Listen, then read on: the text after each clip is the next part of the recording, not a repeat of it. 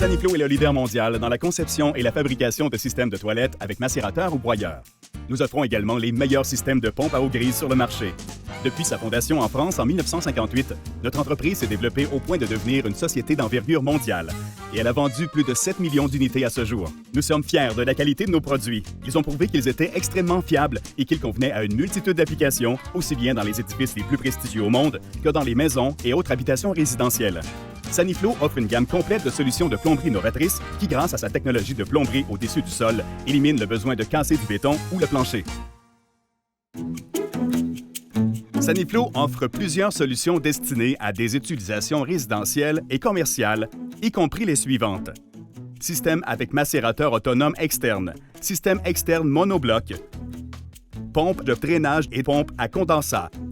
Ces unités macèrent ou broient puis évacuent les eaux noires qui proviennent habituellement d'une toilette et les eaux grises en provenance des lavabos, douches, machines à laver et autres. Les systèmes Saniflo fonctionnent selon le même principe. Quand la chasse de la toilette est tirée ou que des eaux grises sont évacuées dans la pompe par ses entrées latérales, le niveau de l'eau monte et les lames se mettent à tourner automatiquement pour réduire les déchets en fines particules. Cette matière est ensuite pompée et passée à travers un coude d'évacuation interne pour être évacuée au moyen d'une conduite de 3/4 ou 1 pouce. Quand l'unité est éteinte, un clapet anti-retour intégré se ferme afin d'éviter que du liquide retourne dans la pompe. Choisir la meilleure solution pour répondre à vos besoins est la première étape à franchir vers la réussite de votre projet. Voici les éléments que vous devez déterminer afin de prendre cette décision. 1. Commencez à faire votre choix en tenant compte tout d'abord de l'application. Y aura-t-il une présence d'eau grise ou noire? L'appareil est-il destiné à une utilisation résidentielle ou commerciale? 2. Établissez le nombre d'appareils de plomberie qui seront installés et raccordés au système afin de déterminer le nombre de gallons par minute que la pompe devrait évacuer. 3.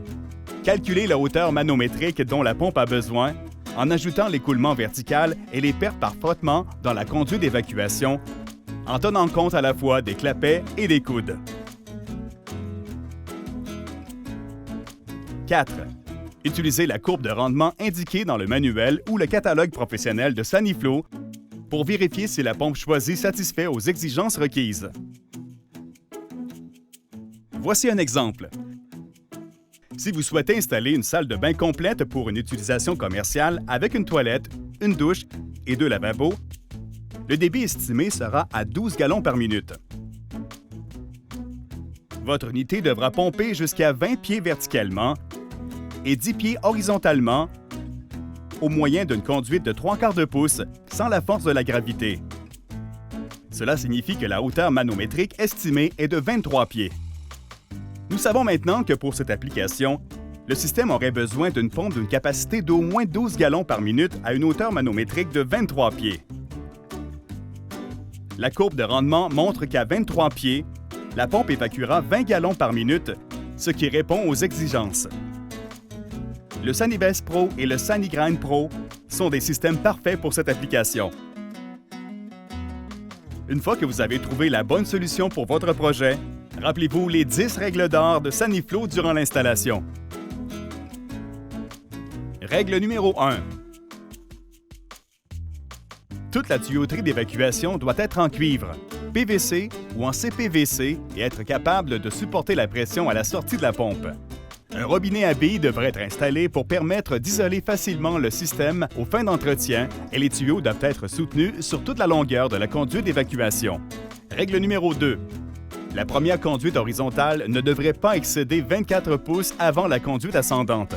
À l'extrémité de la conduite ascendante et après avoir été tournée à l'horizontale, la conduite d'évacuation doit être inclinée de 1/4 de pouce par pied jusqu'à ce qu'elle soit raccordée à la canalisation d'égout principale. Il est important de s'assurer que les rejets sont acheminés dans la fosse septique ou la canalisation d'égout principale et non dans un égout à ciel ouvert.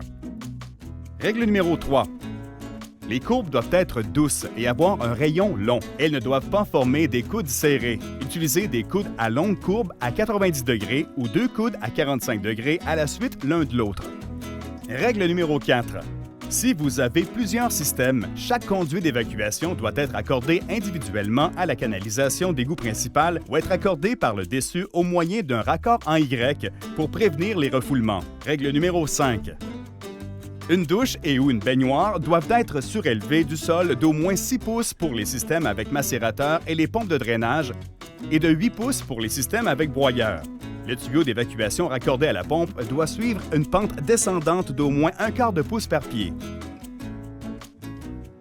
Règle numéro 6. Quand on pompe directement vers le bas à plus de 9 pieds, un clapet anti-siphon doit être installé au point le plus élevé de la conduite d'évacuation pour éliminer le siphonnage dans la conduite. À défaut d'installer un clapet anti-siphon, le diamètre de la conduite vers le bas doit être augmenté. Règle numéro 7. Si l'unité est installée derrière un mur, créez un point d'accès le plus près possible de celle-ci pour assurer un entretien facile des conduites, de la vanne d'eau, de la prise avec disjoncteur d'un fût à la terre et de la pompe. Règle numéro 8. Assurez-vous que l'air circule librement dans les deux directions pour permettre une ventilation adéquate. N'utilisez pas un évent unidirectionnel, mécanique ou Studor, car ils réduisent la circulation d'air. Le Sani-Compact et le Sani-Star n'ont pas besoin d'un évent externe, car ils possèdent tous deux un évent interne. Consultez votre plombier local pour obtenir plus d'informations. Règle numéro 9.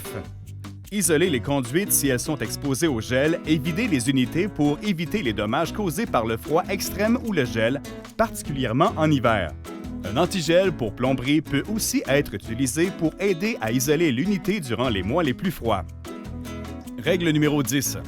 L'unité est vendue avec une fiche à 3 broches qui doit être branchée à une prise électrique de 110 volts.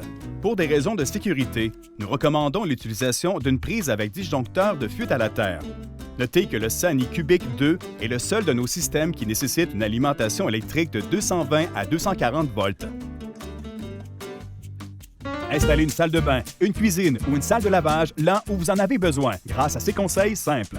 Visionnez nos autres vidéos Comment faire pour en savoir plus. Nos systèmes de toilettes répondent aux exigences du programme WaterSense de l'EPA qui atteste la haute performance et l'efficience des toilettes en matière de consommation d'eau. Communiquez avec Saniflo sans frais au 1-800-363-5874 ou visitez saniflo.ca/fr.